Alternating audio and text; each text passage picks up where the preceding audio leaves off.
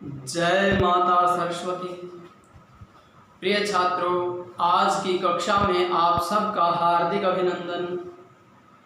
प्रिय छात्रों, आज हम उपसर्ग, प्रत्यय एवं समास की पुनरावृत्ति करने जा रहे हैं।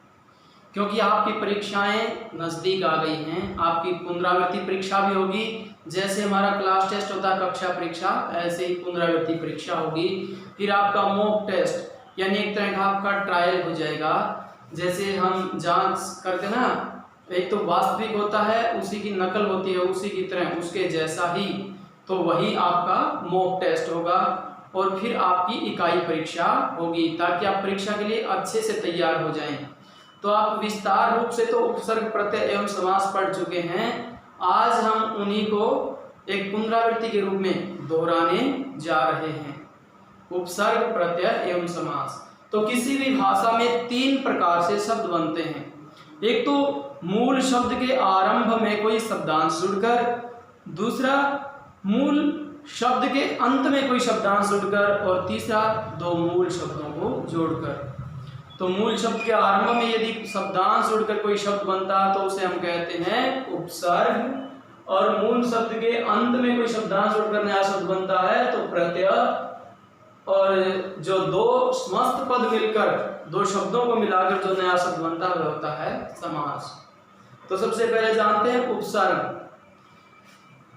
जो मूल शब्द उसके आरंभ में जुड़कर, ये तीन प्रकार के होते हैं उपसर्ग: तत्सम, तद्भव और आगत।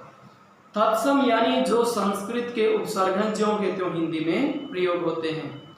जैसे प्र, प्रा, अप, सम, अनु, अव, निस, निर, दुस, दुर, वि, आंग, नि, अधि, अपि, अति, शु आदि, ये क्या है? तत्सम उपसर्ग हैं। और तद्भव, जो थोड़े से परिवर्तन के साथ हिंदी में अपने उपसर्ग बन गए हैं, वो तद्भव। जैसे ऊन, उनसे, 59, 39, 49, ये ऊन उपसर्ग है।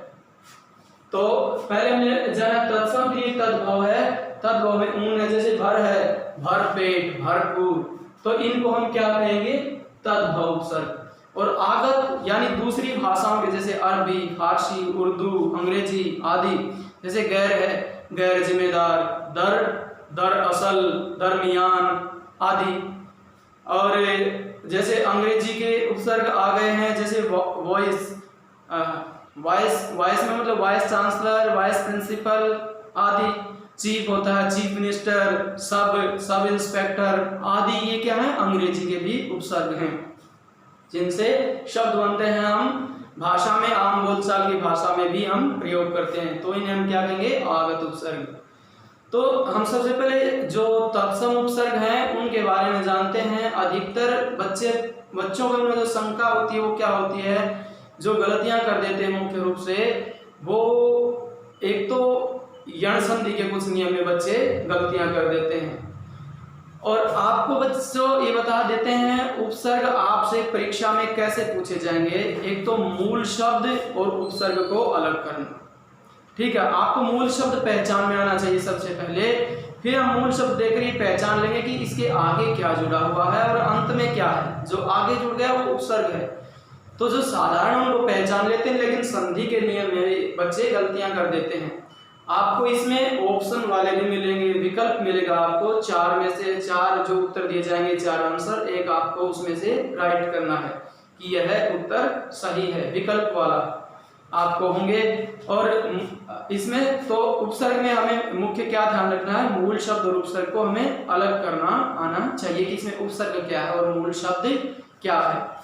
अब जैसे मैंने कहा, यण संधि में क्या बच्चे गलतियां कर देते हैं कि इसमें हमें नियम जानना चाहिए कि ई या बड़ी ई, छोटी ई या बड़ी ई कोई सी भी हो, और इसके बाद कोई भी भिन्न स्वर यानी ई को छोड़कर और कोई भी दूसरा स्वर हो, तो हमें ई के स्थान पर क्या हो जाएगा? य। ई प्लस भिन्न स्वर इज इक्वल टू य। जैसे ई प्लस ए आ गया तो य हो जाएगा। यह ई को य हो गया, ये ए इसमें मिल जाएगा। जैसे है हमारा इति आदि, तो ई इसके बाद में भिन्न स्वर है। भिन्न स्वर मतलब ई छोड़कर कोई भी दूसरा, यदि ई प्लस ई होगा तो वो दीर्घ संधि हो जाएगा, फिर वो नियम नहीं लगेगा यण संधि में। तो यानी भिन्न अ उ ए और कोई सा भी स्वर हो सकता है, जैसे ई त और इसको यह हो गया और आदि, तो ये मिलकर क्या बन गया इत्यादि। अत्यंत, अति प्लस अंत, ये क्या हो गया अत्यंत। परि प्लस आवरण, पर्यावरण। प्रति प्लस एकम, प्रत्येकम, प्रत्येक। तो ई प्लस भिन्न स्वर य, तो क्या बन गया ये प्रत्येक। तो ये हमारा ई प्लस भिन्न स्वर, तो ये हो गया यह। उ प्लस भिन्न स्वर इज इक्वल टू व। तो ई के बाद भिन्न स्वर था तो वो क्या हो गया हमारा य। उ के बाद ऐसे ही हो जाए तो भिन्न स्वर, उसको हम क्या कहेंगे व।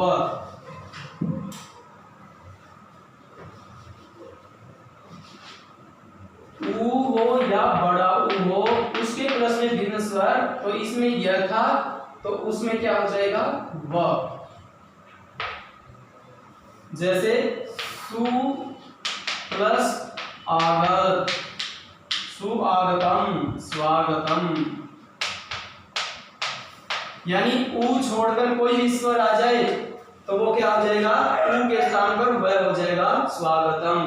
अनु, अय, अन्वय, उ को व हो जाएगा तो क्या बन गया अन्वय। तो ये हमारा यण संधि का नियम है, तो इसमें कोई मुश्किल की बात नहीं है।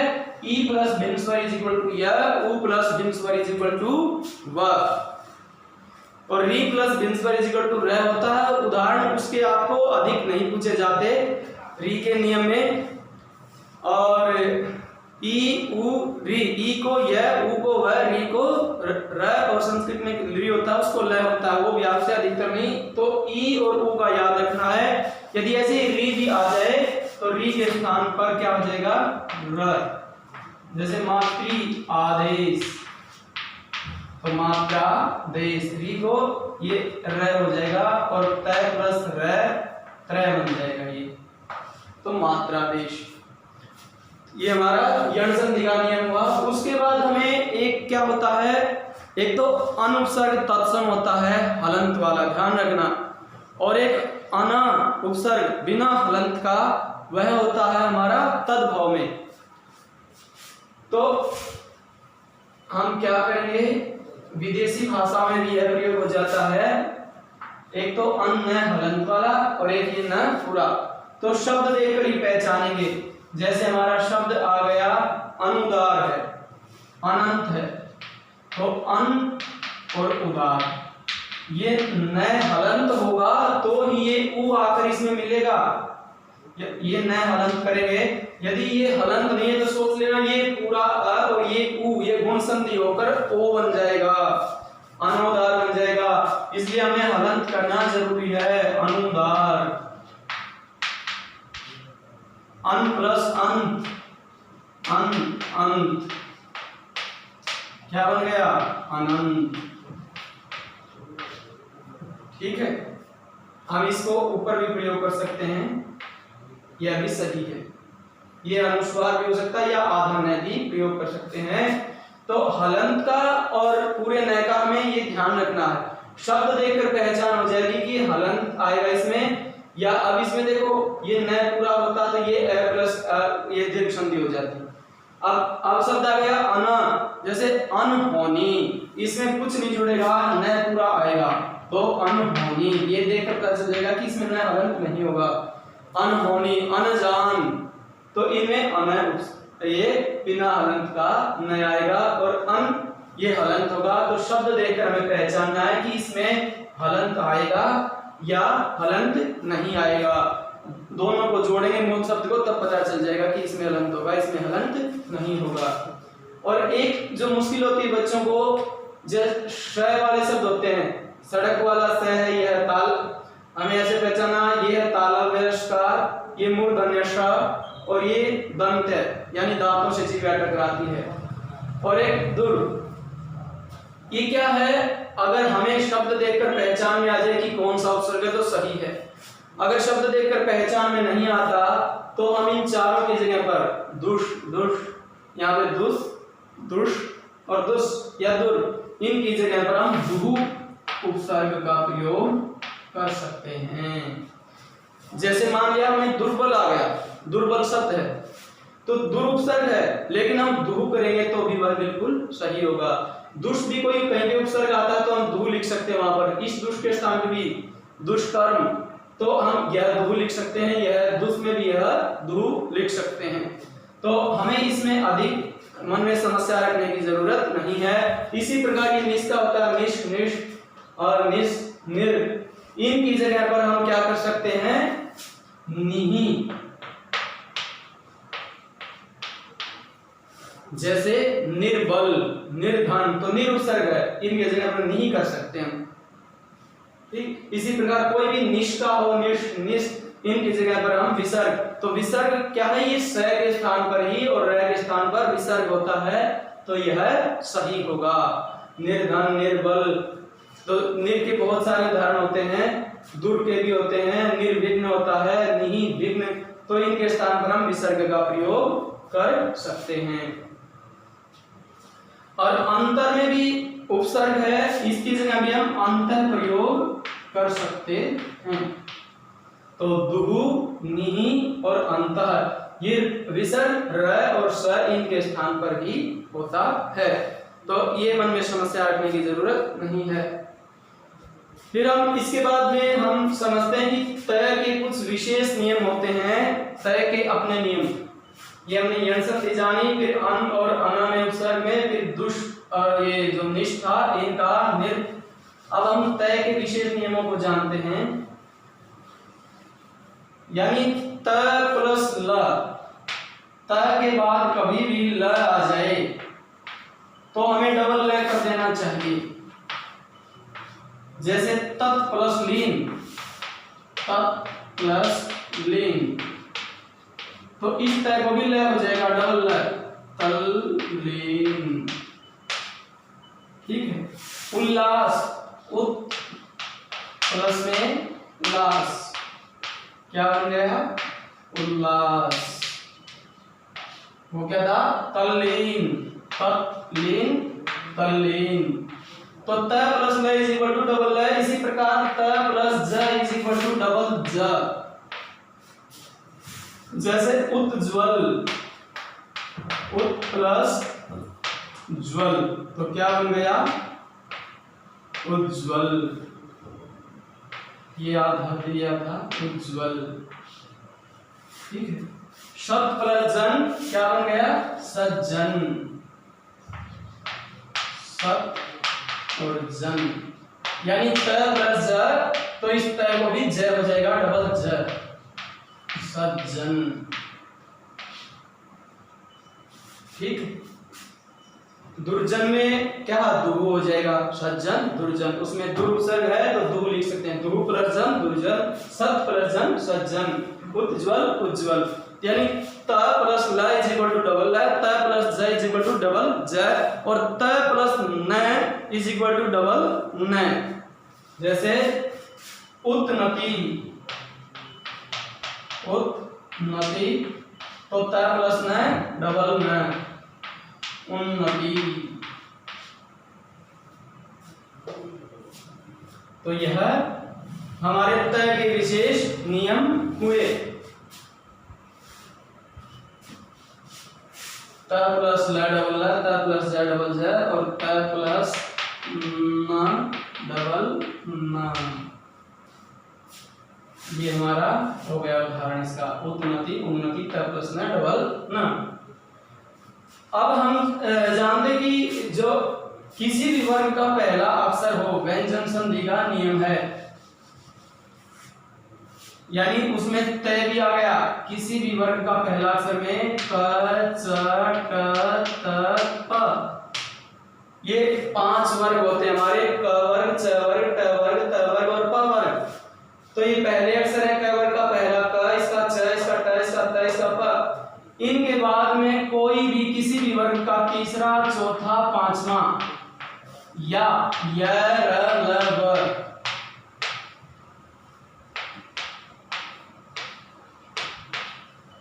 ये हो, तो इसको हम क्या करेंगे, पहले अक्षर को तीसरा हो जाएगा। तीसरा, चौथा, पांचवा आप समझते हैं वर्ग के, जैसे 5 अक्षर हैं क ख ग घ ङ, तो क ख तो पहला दूसरा होगा, इसके बाद के 3 बचे ग घ ङ, तो हर वर्ग में जो तीसरा, चौथा, पांचवा कोई भी हो तो इसको हम पहले को तीसरा कर देंगे, यानी क को ग हो जाएगा, च को ज हो जाएगा। ये नियम सेम रहेगा, च प्लस कोई भी वर्ग का तीसरा, चौथा, पांचवा, ट प्लस ये सब इसी में, बाद वाला सब में यही होगा। इसमें पहला नियम तो क को ग, च को ज, ट को ड, त को द और प को ब, ये ध्यान रखना। जैसे अब तय को द है, तय, अब जगत प्लस इसमें ना कोई पहले तीसरा, चौथा, पांचवा य र ल व, ये तो व्यंजन है और स्वर कोई भी हो सकता है, प्लस में कोई भी स्वर हो, कोई भी स्वर हो या वर्ग का तीसरा, चौथा, पांचवा अक्षर हो या य र ल व हो, तो भी पहले को तीसरा ही। अब जैसे मान लिया जगत प्लस ईश है, तो वो क्या हो गया,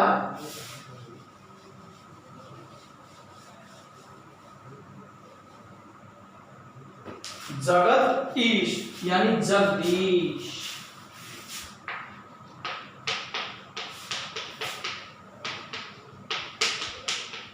ईश तय को द, कोई भी स्वर आ गया ना, पहला अक्षर प्लस में कोई भी स्वर, तो इसको तीसरा हो जाएगा, तय को तीसरा यानी द, और ये जगदीश, ठीक है। और तीसरा, चौथा, पांचवा जैसे सब प्लस गति, तो क्या बन गया, सदगति। तय को द, तीसरा अक्षर कहिए, तो ये क्या हुआ, या भी हो सकता है। इस नियम में कोई भी स्वर हो वर्ग का तीसरा, चौथा, पांचवा या में हो तो पहले को तीसरा हो जाएगा। ये हमारा व्यंजन संधि के नियम में उपसर्ग में यह प्रयोग हो जाता है, तो इसका भी हमें ध्यान रखना चाहिए। तो ये हमारे जो उपसर्ग थे उनके मुख्य नियम थे। अब हम प्रत्यय के बारे में जानते हैं। प्रत्यय क्या है, प्रत्यय 3 प्रकार के होते हैं। कृत प्रत्यय, प्रत्यय क्या, मूल शब्द के अंत में कोई शब्दांश जुड़ता है तो वह प्रत्यय होता है। इसमें कृत प्रत्यय, तद्धित प्रत्यय और स्त्री प्रत्यय। कृत प्रत्यय, तद्धित प्रत्यय, स्त्री प्रत्यय। अब कृत प्रत्यय में होते हैं जो क्रिया के बाद में जुड़ते हैं, क्रियापद के अंत में। जैसे हमने पढ़ना, एक हमारा क्या है, क्रिया है, इसमें पढ़ मुख्य क्रिया है, इसके अंत में कोई शब्दांश जुड़े, जैसे पढ़ाई, लिखाई, तो ये लिखना भी क्रिया, पढ़ना भी क्रिया, ये आई क्या हो गया, प्रत्यय। पढ़ाकू, पढ़ना, पढ़ाई, पढ़ाकू, पढ़ सब में है तो अंत में जुड़े वो क्या हो गए, आकू, ये प्रत्यय हो गए, आई ये प्रत्यय हो गया। तो क्रियापद के अंत में जो भी प्रत्यय जुड़ेगा उसे हम कृत प्रत्यय कहेंगे। संज्ञा, सर्वनाम जो विशेषण होते हैं उनके अंत में, उस शब्द के अंत में कोई भी शब्दांश जुड़ता है तो वो प्रत्यय क्या होगा, तद्धित प्रत्यय। जैसे मैंने लिखा धार्मिक, गायक, गायिका, नायिका, तो हम इनको क्या कहेंगे, तद्धित प्रत्यय। इक प्रत्यय का एक नियम है, मैं आपको बता देता हूं यह भी। इक, जिसमें भी ये इक प्रत्यय जुड़ जाए तो पहले वाले अक्षर को वृद्धि हो जाती है। जैसे धार्मिक है तो इसमें मूल शब्द है धर्म, धर्म प्लस इक,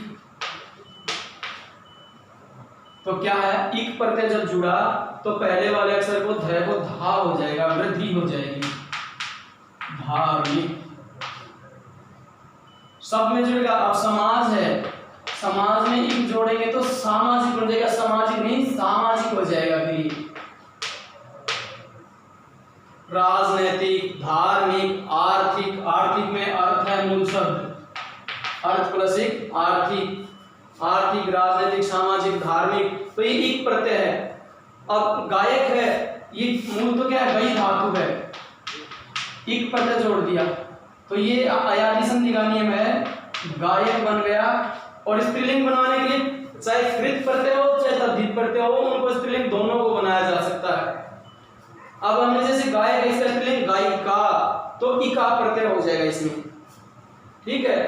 नायिका, गायिका, ये स्त्री। और तो इसमें हम क्या कर देंगे, गायिका में इका प्रत्यय,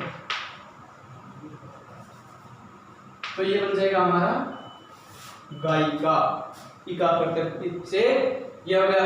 तो वृद्धि तो इका में भी होगा, इक की बात नहीं, स्त्रीलिंग उसका बन गया, लेकिन इक का नियम तो वही लगेगा कि पहले वाले अक्षर को वृद्धि हो गई। और एक जो हमारे प्रत्यय है ये कृत, तद्धित या स्त्री प्रत्यय, हमने इसमें एक और जो समस्या होती है बच्चों को कई बार, एक तो आई और एक बड़ी ई, तो हमें यह इसमें ध्यान रखना चाहिए। मान लिया आप शब्द आ गया बुराई या भलाई, तो बच्चे इसमें ई प्रत्यय कर देते हैं, बुरा शब्द और ई प्रत्यय, लेकिन ये गलत हो जाता है। बुरा में आई प्रत्यय है, ये ध्यान रखना, जहां पर ई लिखा हुआ मिल जाए उसमें ई प्रत्यय नहीं होता। जैसे बुरी है ना, बुरी, इसमें ई प्रत्यय है। जहां पर आपको दीर्घ ई की मात्रा मिले वहां पर ई प्रत्यय, इस बुरी में तो ई प्रत्यय है और बुराई में आई प्रत्यय है, ठीक है। ई और आई में ये अंतर ध्यान रखना, जहां ई लिखा हुआ है वहां ई प्रत्यय नहीं होगा, जहां बड़ी मात्रा लगी है वहां पर ई प्रत्यय होगा। तो ई प्रत्यय का हमें यह ध्यान रखना है। और फिर क्या, कई शब्दों में उपसर्ग भी होते हैं और प्रत्यय भी जुड़े होते हैं। अब हम जैसे मान लिया निर्धन, मैंने शब्द बताया था, नि उपसर्ग हो गया, धन मूल शब्द हो गया, और निर्धनता कह देंगे तो इसमें उपसर्ग भी आ गया और प्रत्यय भी आ गया। तो आपसे परीक्षा में ऐसे भी पूछा जा सकता है, इस मूल शब्द क्या है, उपसर्ग क्या है और प्रत्यय क्या है, तो आपको तीनों को भी अलग करना आना चाहिए। यदि आपको उपसर्ग पता चल गया, प्रत्यय भी पता चल गया, तो इसमें भी समस्या नहीं होगी। जैसे वो विदेशी उपसर्ग है, जैसे बेइज्जत, बेवकूफ, तो बे प्लस वकूफ, बेवकूफ हो गया। बेइज्जत, बे प्लस इज्जत, और बेइज्जती हो गया तो उसमें प्रत्यय भी हो गया। बड़ी ई की मात्रा मैंने अभी बताया क्या होगा, ई प्रत्यय हो जाएगा, बेइज्जती, बेइज्जती। तो हमें मूल शब्द में प्रत्यय भी और उपसर्ग भी दोनों पता होना चाहिए। पहले सबसे पहले मूल शब्द देखिए इसमें कि हाँ ये मूल शब्द है, ये सार्थक है, और इसके आरंभ में यह उपसर्ग जो हमने पढ़े इस तरह, और आपकी पुस्तक में भी दिए गए सबकी पुनरावृत्ति करना, उन्हीं उपसर्ग में से पूछे जाएंगे।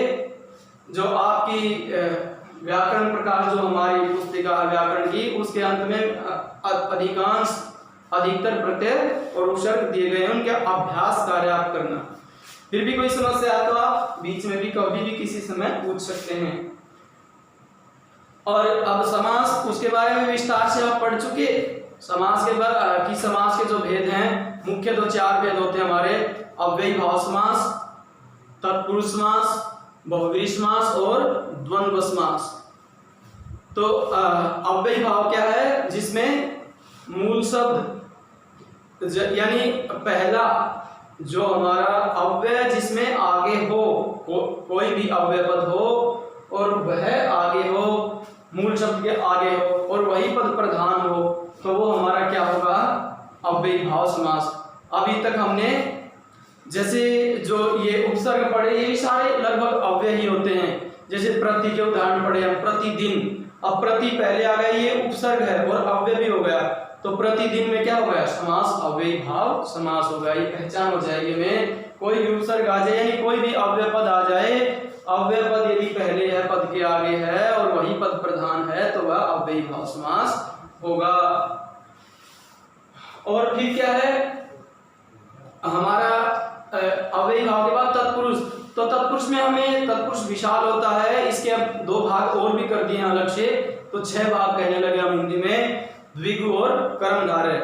तो इसके जो कर्म तत्पुरुष भेद होते हैं तो हमें कारक चिन्हों से पता चल जाएगा। अब जैसे हस्तलिखित शब्द आ गया, हाथ से लिखित, तो अलग कर्ण आ गया कि हाथ के द्वारा लिखित है, तो उसे हम क्या कहेंगे, तत्पुरुष समास।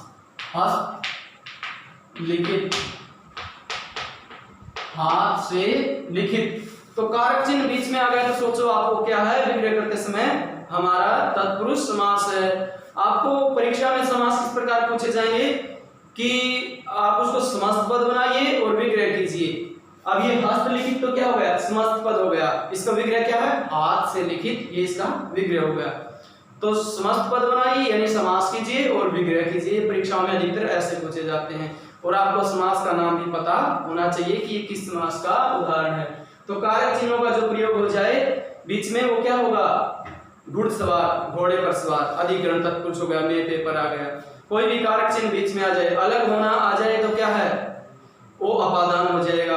के लिए आ जाए तो वो संप्रदान तत्पुरुष हो जाएगा। पाठशाला पढ़ने के लिए शाला है, रसोई घर है, रसोई के लिए घर है वो, तो वो हमारा हमें कारक चिन्ह देख लेना। धनहीन, धन से हीन, हीन हो गया तो उसकी कमी हो गई। तो बीच में कोई भी कारक चिन्ह आ जाए, हमारा अंग विकारों में आ जाते हैं, नेत्रहीन तो नेत्रों से हीन है, धन से हीन है। तो ये हमारा हो गया तत्पुरुष समास। तत्पुरुष के जो दो भेद बनता है, द्विगु और कर्मधारय। पूर्व पद यदि संख्यावाची आ जाए, जिसमें भी संख्या हो, संख्यावाची, तो उसे हम क्या कहेंगे, द्विगु समास कहेंगे। इसके विग्रह में हमें क्या है, या तो समूह लगाते हैं या समाहार लगाते हैं। द्विगु में जैसे सप्तऋषि है तो 7 ऋषियों का समूह है वो, पंचवटी है 5 वृक्षों का समूह है, समाहार है। तो ये क्या है, चौराहा, चौमासा, ये हमारा द्विगु समास है कि पूर्व पद इसमें संख्यावाची है तो है। और उसमें क्या होता है, कर्मधारय में विशेषण विशेषण या उपमान उपमेय का प्रयोग होता है और उसमें विग्रह में अधिकतर जो लगता है। तो अधिकतर आपको विशेषण विशेषण 2 पद दिखाई दे या उपमान उपमेय तुलना की गई हो तो वो हमारा कर्मधारय समास हो गया। बहुब्रीहि में क्या, कोई अन्य पद प्रधान मिलेगा उसमें, जिसका, जिसके, ऐसे शब्दों का प्रयोग है। नीला है कंठ जिसका, हाथ में है वीणा जिसके, तो वो क्या हो गया, अन्य पद प्रधान हो गया। वीणा पाणी, ठीक है, नीलकंठ, जैसे अब विष्णु जी है चतुर्भुज, 4 हैं भुजाएं जिसकी, पीतांबर, पीले हैं वस्त्र जिसके। तो ये अन्य पद कोई किसका, इसमें जिसका, जिसके लगे मिलेंगे, वह पद हटाकर हम दोनों पद को मिला देंगे तो समस्त पद बन जाएगा। तो और जैसे नीला है कंठ जिसका, तो नील कंठ, ये समास बन गया। और विग्रह जिसका से हमें पता चल गया कि कोई अन्य है, अन्य पद प्रधान, तो बहुब्रीहि हो गया, ठीक है। और लंबोदर, लंबा है उदर जिसका, गणेश जी को कहते हैं। द्वंद्व में दोनों पद प्रधान होते हैं, बीच में और लगता है, जैसे माता पिता, इसमें कोई छोटा नहीं होता, दोनों पद प्रधान होते हैं। अव्ययी भाव में पूर्व पद प्रधान होता है, तत्पुरुष में उत्तर पद प्रधान होता है। द्विगु और कर्मधारय में भी उत्तर पद ही होगा क्योंकि उसी के भाग है ये। और बहुब्रीहि में कोई अन्य पद प्रधान होता है, द्वंद्व में दोनों पद प्रधान होते हैं, भाई बहन, भाई और बहन। तो ये क्या है, और हो गया बीच में। इसमें क्या कहेंगे कि दोनों पद प्रधान हैं, तो ये क्या होगा, द्वंद्व समास हो जाएगा। तो हमारा हो गया अव्ययी भाव, तत्पुरुष, तत्पुरुष के 2 भेद, द्विगु और कर्मधारय, बहुब्रीहि और द्वंद्व, ये आपके समास हो गए। तो मैंने बता दिया, अब आपको अलग अलग पहचान हो जाएगी। कोई भी जैसे उपसर्ग से संबंधित आ जाए या कोई भी अव्यय पद आ जाए, वो क्या है, अव्ययी भाव। इतने सारे जो अभी तक हमने उदाहरण पढ़े थे, ये तो हम उन सब से भी पता चल जाएगा कि हाँ ये उपसर्ग है, जैसे बे है। और कई बार हमने ये भी बता दिया कि आपको कि मूल शब्द में के अंत में भी प्रत्यय भी हो सकता है, पहले उपसर्ग भी हो सकता है। बेइज्जती, बेवकूफ, सिर्फ अंत में हो तो प्रत्यय होते हैं। जैसे खुशबू है, खुश शब्द है तो इसको हम तद्धित कहेंगे, कृत प्रत्यय नहीं कहेंगे। भू अंत में, खुशबू, बदबू, तो अंत में सिर्फ है तो वो प्रत्यय होगा। पहले है मूल शब्द के आगे तो सिर्फ उपसर्ग होगा, दोनों भी हो सकते हैं। और ये समस्त पद और विग्रह करना हमारा समास हो जाएगा।